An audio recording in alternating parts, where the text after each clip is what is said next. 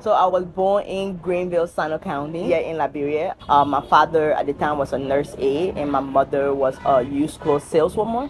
So we grew up brownish creek, where my parents' literally goal was to educate their kids, make sure all of us go to school. I remember going to, early as 3 years old, going to a daycare school where the best thing of the day is like literally having tea and bread in the morning with getting ready for school. So I grew up a very happy childhood with a lot of brothers and sisters, about 10 of us, and a host of other relatives that live around us. Literally a Sunday, somebody came into a church while we're in church and said, "Run, the rebels are coming." So we had to run for our lives, literally. For the first time, I had to leave the city, Greenville, and start with that same day. No, nothing, no clothes, literally walking out of church, started running. We ran to my family village. The time the fighting hasn't caught up with us yet, the rebel eventually kept coming. They kept chasing us, so we kept moving from one town to another town, from one town to another town. Eventually, we crossed over to Ivory Coast. So that's literally where we ended up, and we were living in Ivory Coast as refugees. My adopted mother, who was a Peace Corps vet from Liberia, was looking for my birth mother children. So my birth mother was actually her housekeeper at one point, and when she was here in the Peace Corps, so she was searching for her children to help us because we were displaced during the war and not knowing where we were. So eventually, I got adopted from Ivory Coast and taken to Kentucky. I started school in the 5th grade, my first actual classroom, sitting in an actual classroom. I was nervous. I thought I could speak English, but I wasn't speaking English clearly because nobody could understand me. I barely could understand anybody at the time in school. It went to a place where I actually stopped talking at some point. I got mute and wasn't talking all through 5th grade till 6th grade, when I started playing soccer and then started getting to know people and started losing it up. But it was so difficult to just adjust to what school was. After high school, I was actually a pretty decent soccer player, so I got recruited to play soccer in by a lot of colleges, but I chose to do it at Kentucky Wesleyan.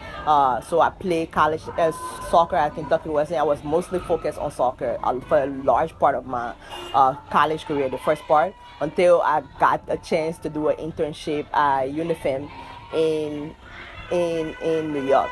UNIFEM at the time, now it's UN Women, but it was UNIFEM at the time. They were doing conferences, and I got to come to New York. I fell in love with New York. I think this was about my junior year of college at this time, senior year, and I promised myself I am going to move to New York.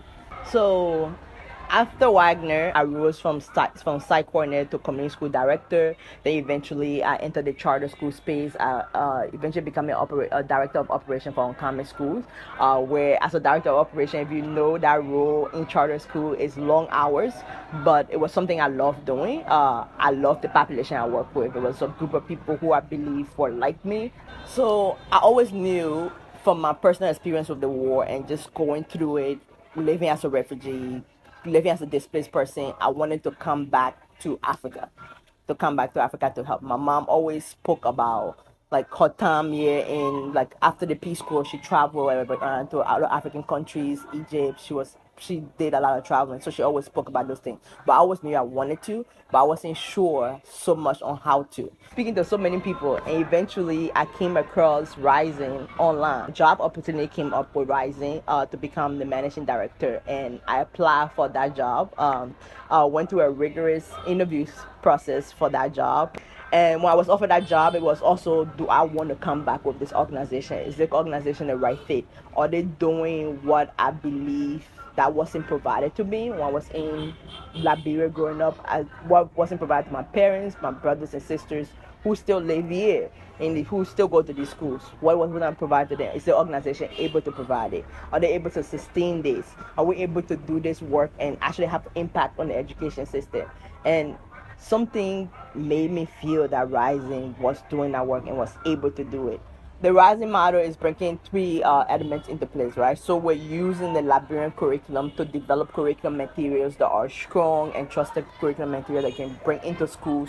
And giving it to teachers, putting in the hands of teachers who are trained by us, well trained, you making sure those teachers have like real-time feedback in the classroom when they're doing daily observance of teachers and doing work. We're using that to also collect data, the work they're doing, what we're looking at, gross attendance, math and proficiency in math and reading, enrollment and outcomes of what the actual learning outcomes are for our students. This is something I hope that we can take the models that we're currently using in our rising schools to take that and put it into other Liberian schools, that they can stand alone in these Liberian schools. They can be, for years to come, the Liberian people can use the same model we're using now to better the education system. Totally reform the public education system in Liberia, where you're excited to see that students are reading, writing on the grade level.